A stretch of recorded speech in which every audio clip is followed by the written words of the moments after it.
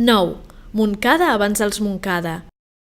A final del segle X, una de les primeres zones poblades era Reixac, una comunitat agrícola lliure.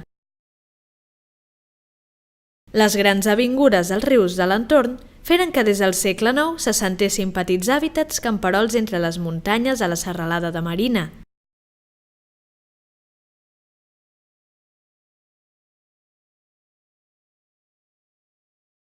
Amb l'expansió del nou règim feudal, el catolicisme s'escamparia fins a l'últim racó d'Europa occidental, un canvi important entre els camperols lliures que esdevingueren vassalls del senyor, que disposava sense límit de les seves persones i del seu esforç.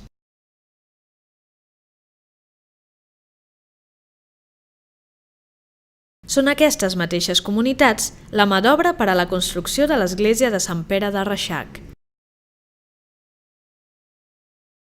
Punt tàctil. En aquest taulell d'aquest àmbit podreu identificar de manera tàctil els estris de camp més singulars que conservem al museu.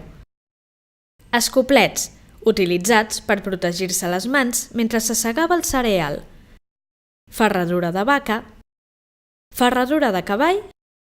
Pinta de lli, per cardar el lli sec.